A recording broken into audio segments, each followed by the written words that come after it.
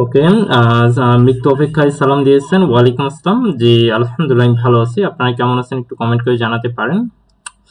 আজকে আমরা বেশ গুরুত্বপূর্ণ কয়েকটা এমসিকিউ, বিগত বছরের এমসিকিউ এবং বেশ গুরুত্বপূর্ণ রুলস গুলো, মডাল ভার্বস এর যে রুলস গুলো আসে সেগুলো নিয়ে আমরা আজকে কথা বলবো।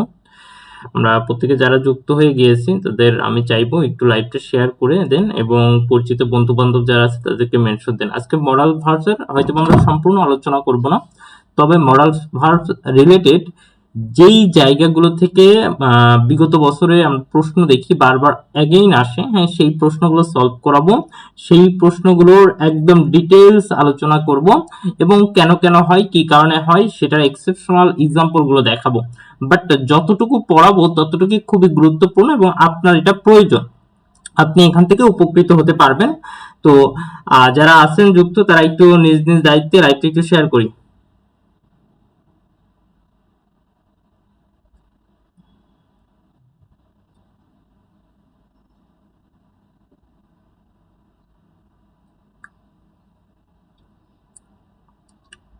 ওকে, অলরেডি আমরা দেখতে পাচ্ছি আমাদের বেশ কিছু সংখ্যক স্টুডেন্ট যুক্ত হয়ে গিয়েছে।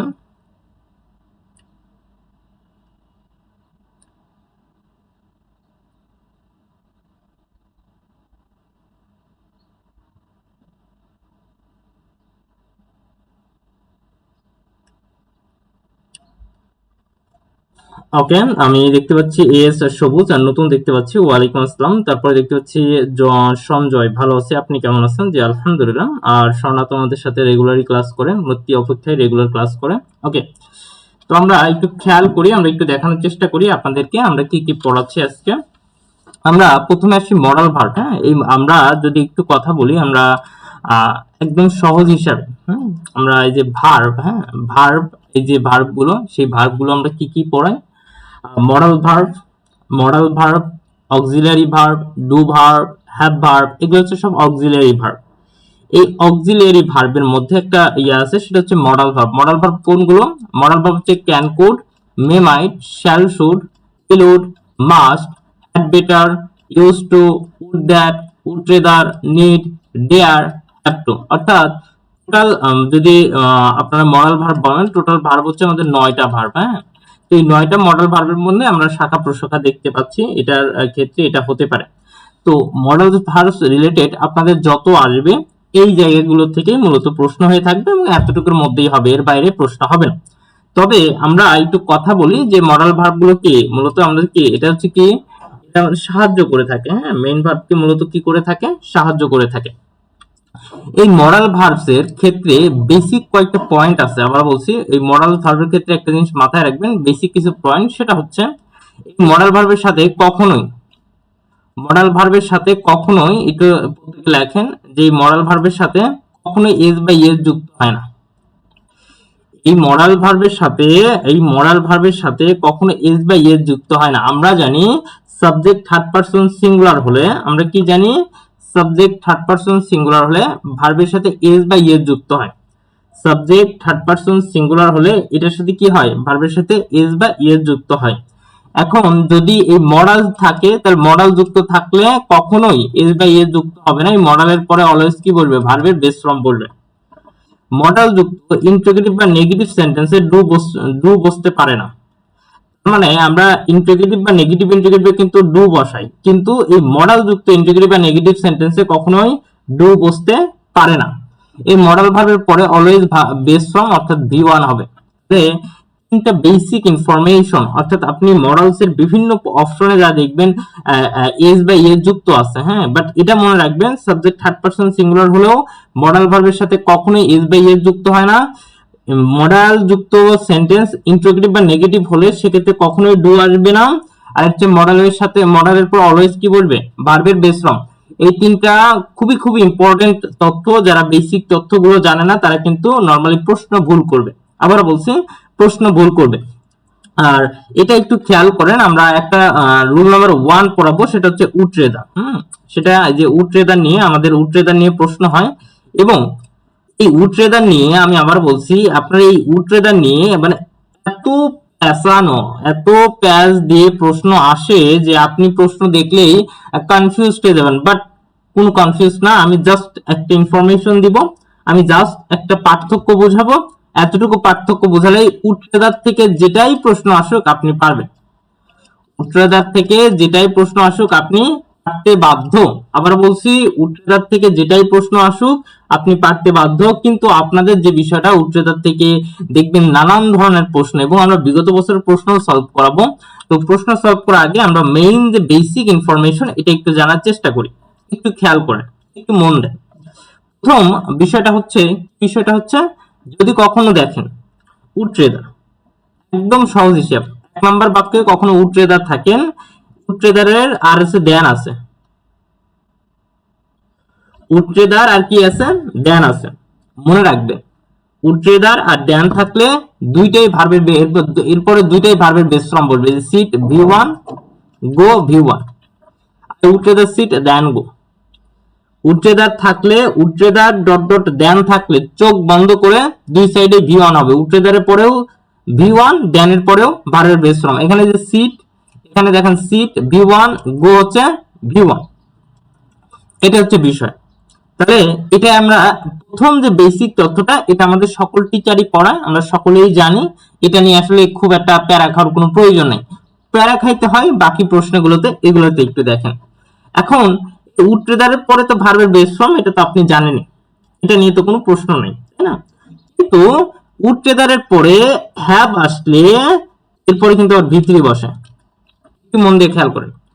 উচ্চতারে 1 নম্বর হচ্ছে উচ্চতারের পরে দেন থাকলে দুই সাইডে V1, এটা নিয়ে কনফিউজ নাই। আরেকটা মনে রাখবেন, উচ্চতার পরে ভার্বের বেস ফর্ম হবে নরমালি, এটাও মনে থাকবে। কিন্তু উচ্চতারের মাঝে যদি হ্যাভ চলে আসে এদের পরে ভিতরি বলবেন। যেমন আই উড রেদার, দেখেন I would rather as a drive my car now. I would rather drive my car নাও।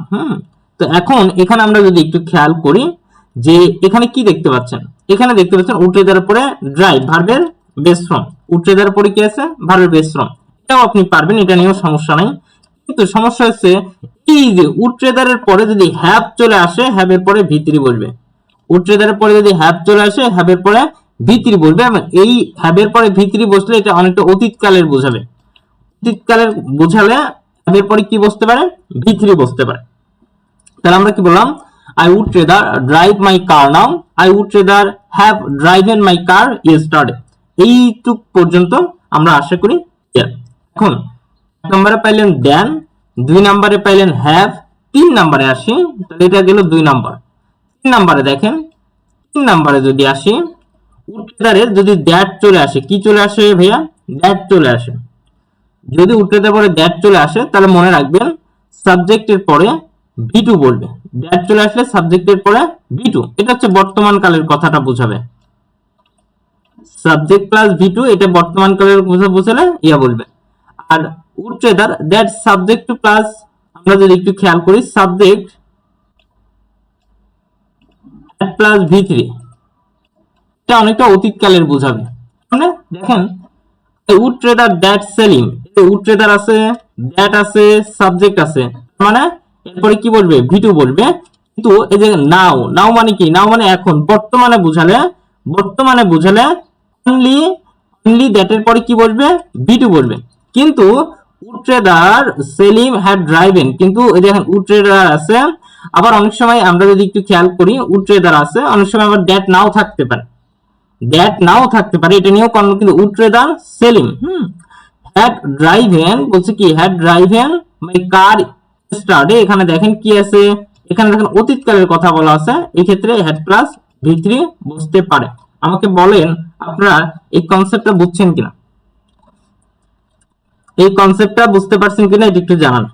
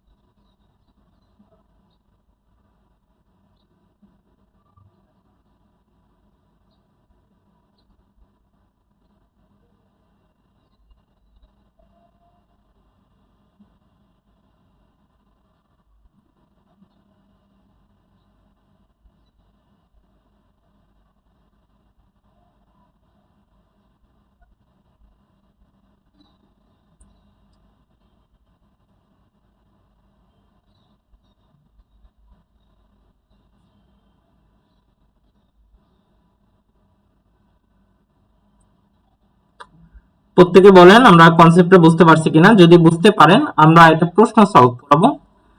এখানে দেখেন একটা প্রশ্ন চলে আসছে, আমরা একটু ভালো করে খেয়াল করব। দেখেন কি আছে, 1 নম্বর প্রশ্ন, the boy from the village said I starve than beg. এখানে আছে বেটার, রেদার, ট্রেদার, বেটার। বলেন তো কি হবে অ্যান্সার? এটার অ্যান্সার কি হবে? The boy from the village said I starve than beg. এখানে দেখেন ক্লু হিসেবে দেন আছে, ক্লু হিসেবে কি আছে? দেন আছে। তার মানে অ্যান্সারটা কি হতে পারে বলেন? আবার এই যে বেকটা হচ্ছে ভার্বের বেস ফর্ম, স্টার্ভটা হচ্ছে কি ভার্বের বেস ফর্ম, তার আগে কি বসতে পারে?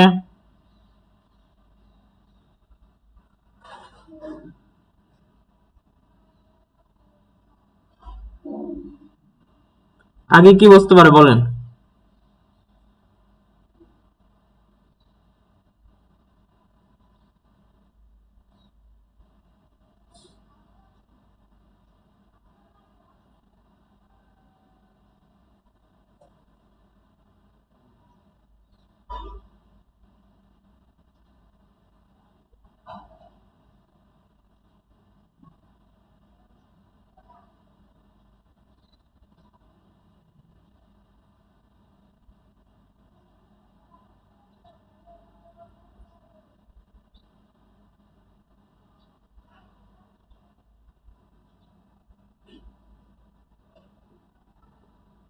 বলেন ক্লিয়ার কিনা, এবং আপনারা প্রত্যেকে অ্যান্সার করবেন। সোনিয়া খাতুন কমেন্ট করেছেন, যে সোনিয়া খাতুন লিখছেন উট্রেদার, রাইট। উট্রেদার ভার্বের বেস ফর্ম, দেন ভার্বের বেস ফর্ম। হ্যাঁ, এগুলো কিন্তু বিগত বছরের প্রশ্ন। এখানে একটা জিনিস মাথায় রাখবো, আমরা অনেক সময় উট্রেদারের পরিবর্তে, একটু খেয়াল করেন প্রত্যেকে, আমরা অনেক সময় উট্রেদারের পরিবর্তে, এই যে উট্রেদার, এই উট্রেদারের পরিবর্তে কেবল শুধু রেদার বসানো যায়। উট্রেদার পরিবর্তে, এটা শর্ট ফর্ম হচ্ছে, শুধু রেদার বসানো যায়। উট্রেদার পরিবর্তে শুধু রেদার বসানো যায়, এবং উট্রেদার দ্বারা বরং কথাটা বোঝায়। উট্রেদার দ্বারা কি বোঝায়? বরং কথাটা বোঝায়। উট্রেদার দ্বারা বরং কথাটা বোঝায়। আমরা এখানে যা বুঝতে পারতেছি, একটু মনোযোগ দিবেন।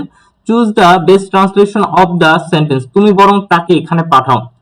তুমি বরং তাকে এখানে পাঠাও। তাহলে বলেন তো এটার অ্যান্সার কি হবে? You send him here, you better send him here, you should send here, you rather send him here. কোনটা হবে বলেন? তুমি বরং তাকে পাঠাও, তুমি বরং তাকে পাঠাও, এখানে কোন অ্যান্সারটা হবে এটা একটু জানাবেন। আপনারা তো একটু দ্রুত কমেন্ট করবেন প্রত্যেকে।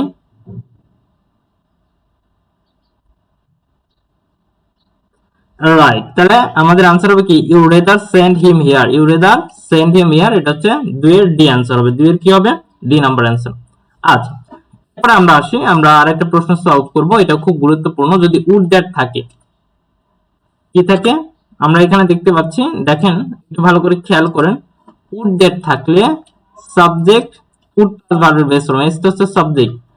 উড দ্যাট থাকলে সাবজেক্ট উড প্লাস ভার্বের বেস ফর্ম। মনে রাখবেন পার্থক্যগুলো থাকবে।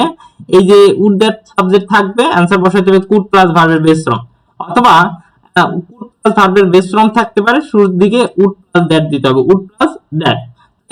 জাস্ট স্ট্রাকচারটা মনে রাখলে আপনি অ্যান্সার করতে পারেন, যে না would that I could enter the palace. Would that I could enter the palace. Would that I could enter the palace. এখন এটার উদ্দেশ্যে একটা প্রশ্ন আছে, দেখেন এটাও কিন্তু বিগত বছরের প্রশ্ন সবগুলোই। আর dash dash that I could be young a man again। এই যে could be, could প্লাস ভার্বের বেস ফর্ম, তাহলে অ্যান্সারটা কি হবে বলেন তো? অ্যান্সারটা কি হবে? could প্লাস ভার্বের বেস ফর্ম, এটার অ্যান্সার কি হবে?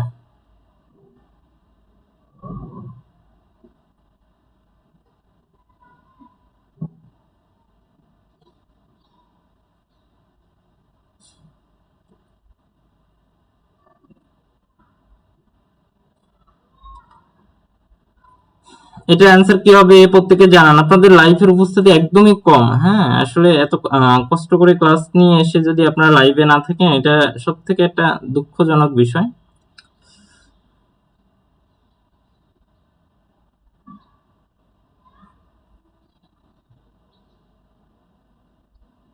আচ্ছা, তাহলে আমরা এখানে যেটা খেয়াল করব, যে ডি নাম্বার উড কি হবে? ডি নাম্বার হচ্ছে উড হবে, ডি নাম্বার হবে উড। হ্যাঁ, এরপর দেখেন আমরা আরেকটা এক্সাম্পল দেখাচ্ছি, এটাও খুব গুরুত্বপূর্ণ একটা পয়েন্ট এবং অনেকে ভুল করে থাকবেন।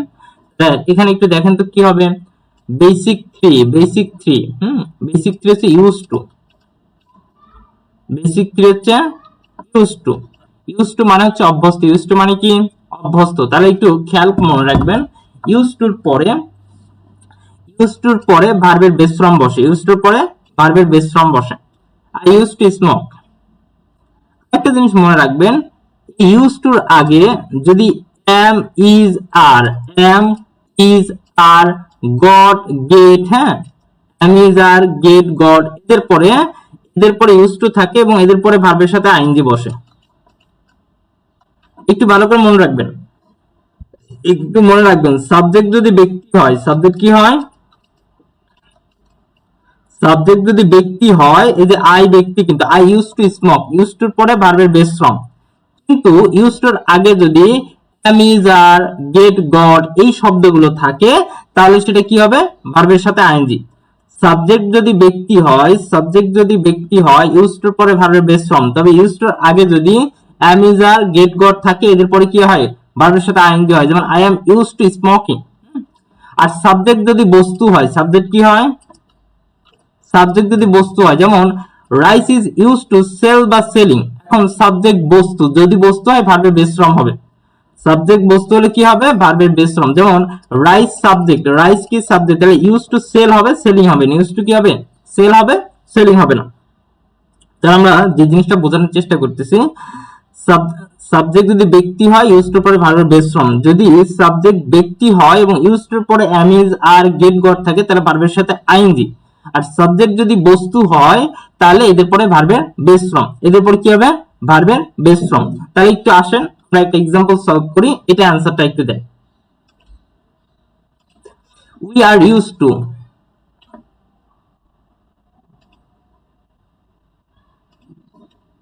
দেখেন, আর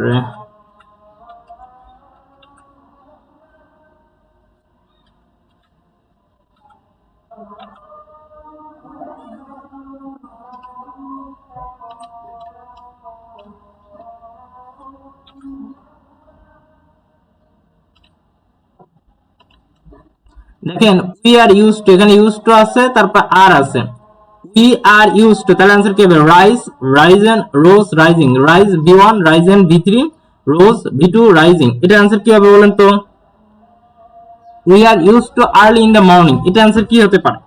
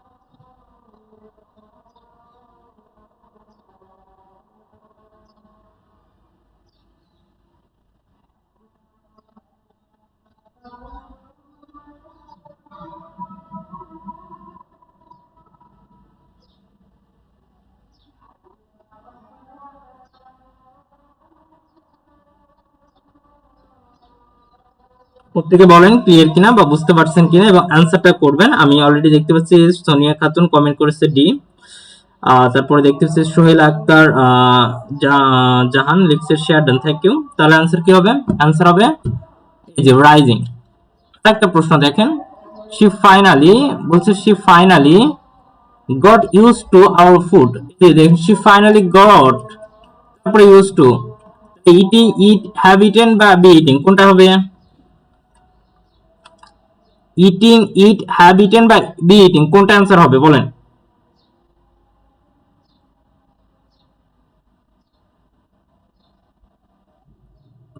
কোনটা অ্যান্সার হবে প্রত্যেকে জানান।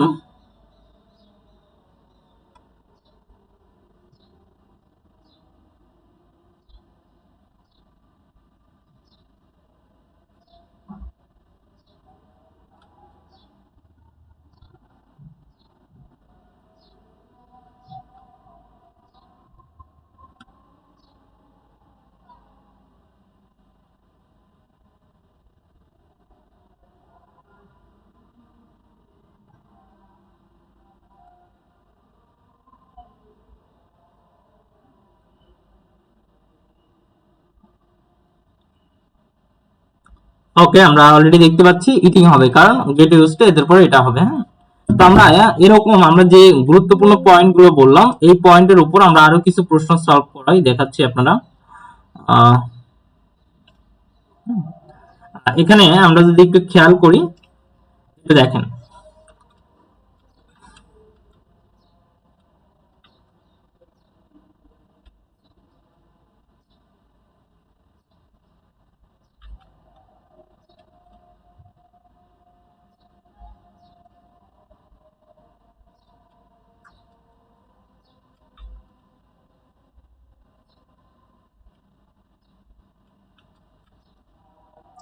আচ্ছা, এই যে এখানে আরো কিছু প্রশ্ন আসছে, দেখেন আমাদের শিক্ষক নিবন্ধন।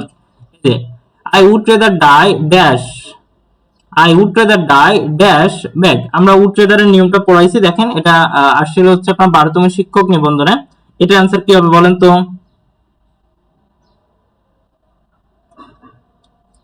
আই উড রেদার ডাই 12, এটার आंसर কি হবে বলেন? 12তম শিক্ষক নিবন্ধন আসছিল।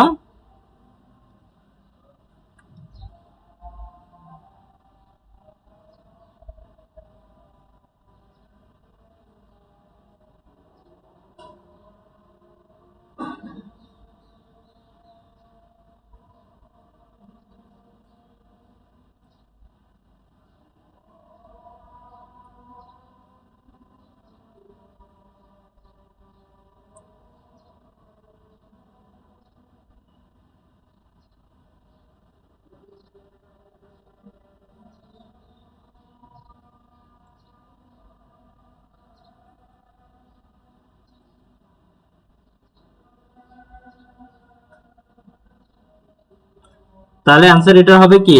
দেন বেক। উড রেদার প্লাস ভার্বের বেস ফ্রম ডাই আছে, উড রেদার বা ডাই, তারপরে কি হবে? দেন বেক। তাহলে आंसर কি হবে? आंसर হচ্ছে বি নাম্বারটা। आंसर কি হবে? आंसर বি নাম্বারটা। পরে দেখেন এটা আমরা সলভ করিয়েছি, দা বয় যে 13তম বিসিএস আসছিল, এটা আমরা তখন দেখিয়েছি।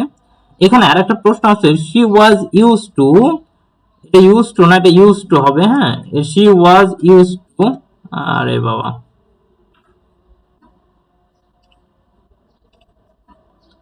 she was used, হ্যাঁ used to, she was used to dash the poor। এটা आंसर কি হবে বলেন তো? এটা 16তম শিক্ষক নিবন্ধন, অর্থাৎ এই নিয়মটা খুবই গুরুত্বপূর্ণ এবং আপনারা आंसर করতে পারবেন। आंसर হবে কি? आंसर হবে ড্রিঙ্কিং। তারপর I am used since I, এটা তো কি হবে? এটা হচ্ছে আমরা এখানে দেখতে পাচ্ছি।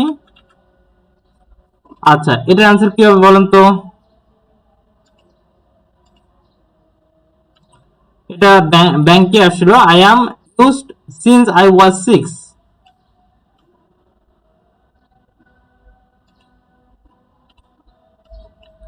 I am used since I was sick।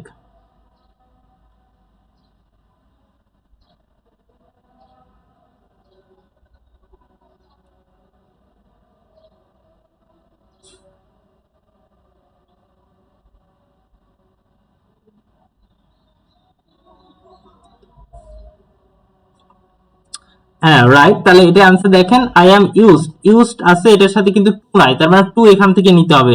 Use to, আর এই যে এম আছে, তার মানে কি ভার্বের সাথে আইএনজি সুইমিং হবে। आंसर কি হবে? Use to swimming. তো এরকম ভাবে আমরা যদি আপনাদেরকে দেখাই, আমাদের প্রতিনিয়ত আমাদের জব ইংলিশ কোর্স, হ্যাঁ জব ইংলিশের প্রতিদিন আমরা ক্লাস নিচ্ছি, আমাদের রাত 10টা, আবার মাঝে মধ্যে যে কোনো টাইম চেঞ্জ হতে পারে। আর টাইমগুলো জানাচ্ছি, আপনারা রেগুলার অ্যাক্টিভিটিস আমাদের সাথে থাকুন। আমি এই সপ্তাহটা আপনাদের সাথে ইনশাল্লাহ দেখবো আপনাদের কি অবস্থা। রেগুলার অ্যাক্টিভিটিস থাকলে ইনশাল্লাহ লাইভ থাকবে, না হলে লাইভ বন্ধ করে দিব। ওকে, এটা একটা বিষয়। আর সেকেন্ড হচ্ছে বিষয়টা আপনাদেরকে একটু বলি, আমরা যদি একটু আপনাদেরকে দেখাই, আমাদের যদি কোর্স লঞ্চ করার কোনো ইচ্ছা ছিল না, বাট কিছু কিছু স্টুডেন্ট অ্যাক্টিভিটিস দেখে আসলে খুবই দুর্বিঘ্ন। এবং আরেকটা কথা হচ্ছে, আমাদের প্রিমিয়াম কিছু কোর্স, যদি এটার ক্লাস শুরু হওয়া একটু দেরি হবে, বাট আমরা একটা ডিসকাউন্ট অফার দিচ্ছি, আপনারা চাইলে এটার সাথে যুক্ত হতে পারেন। বাট এটা ইনশাল্লাহ ভালো কিছু একটা বই নিয়ে আসবে একদম, হ্যাঁ খুবই সামারি টাইপ, এবং যতটুকু না পড়লেই নয়, আমরা সেই জিনিসগুলো নিয়ে একটু কথা বলবো। সেটা হচ্ছে বেসিক ইংলিশ কোর্স, এটা ক্লাস 4 থেকে 10, admission, job, IELTS, spoken, others, honours degree, যেই ক্লাসে থাকেন না কেন, আপনার বেসিক দরকার। অর্থাৎ আপনাদের অনেক সেকেন্ড ইয়ারে যারা আছেন, ইংলিশ কম্পালসরি আছেন, তাদের কিন্তু বেসিক কনসেপ্ট না থাকলে খারাপ করার সম্ভাবনাটা অনেক বেশি। তো এদের কোর্স ফিটা আমরা 1150 টাকা, বাট আপনারা অফার ফি 150 টাকায় ভর্তি হতে পারবেন।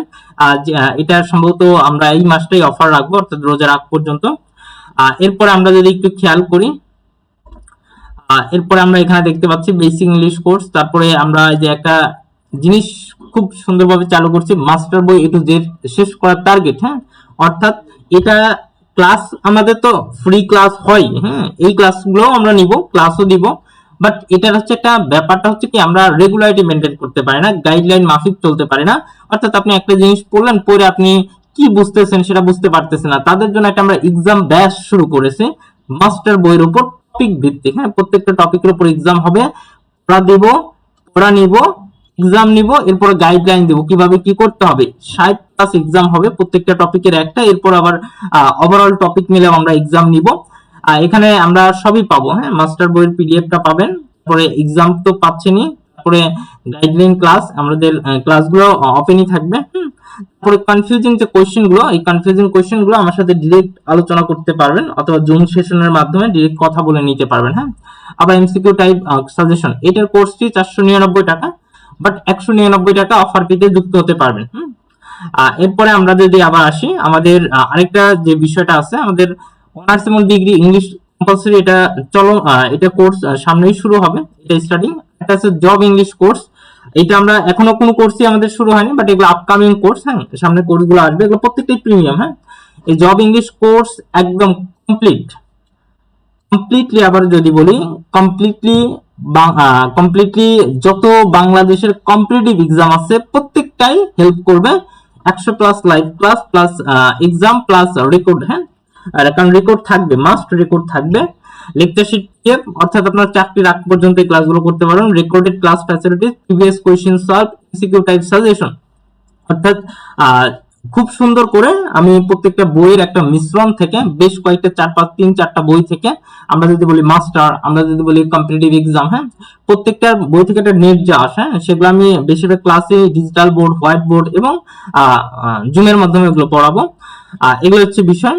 আর এরপর আমরা যদি একটু আসি, এটা কোর্সটি মাত্র 560 টাকা ধরা হয়েছে। ওকে, এখানে অল কমপ্লিটলি প্রস্তুতি হবে। আরেকটা বিষয়, এটা আমরা অনেক দেখেছি, সেটা হচ্ছে যে প্রবলেমটা হচ্ছে আপনি 19তম নিবন্ধন দিবেন, 19তম নিবন্ধনের জন্য একটা শুধুমাত্র যতটুকু দরকার, প্রাইমারি দিবেন, প্রাইমারির জন্য যতটুকু দরকার, বিসিএস দিবেন, বিসিএস এর জন্য যতটুকু দরকার, অর্থাৎ সাজেশন ভিত্তিক কোর্স গুলো থাকবে, সেটা মানে যতটুকু যার জন্য যতটুকু দরকার, আমার হাতে সময় নেই, সেই ক্লাসগুলো করতে গেলে সেইটার জব সলিউশন অর্থাৎ প্রিভিয়াস প্রশ্ন সলভ, শুধু ইংরেজিটা, এবং আপনার হচ্ছে ওই রিলেটেড ওই সেটার কোর্সটি মাত্র 150 টাকা, ওটাও অফার ডিসকাউন্টে চলতেছে, চাইলে ওটাতেও যুক্ত হতে পারেন। যার যেটা লাগবে আমরা সব ধরনের আপনাদেরকে সাপোর্ট দেবো।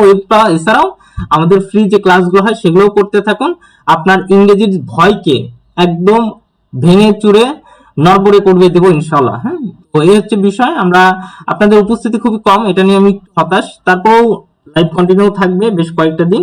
এরপর আমরা দেখবো যে আপনাদের যদি সবকিছু ওকে থাকে, তাহলে আমাদের রেগুলার অ্যাক্টিভিটিস থাকবে। লাইভ ইনশাআল্লাহ, ফ্রি ক্লাস অফ হবে না। ওকে, আজকে এখানেই আমরা বিদায় নিচ্ছি। আসসালামু আলাইকুম, আল্লাহ হাফেজ।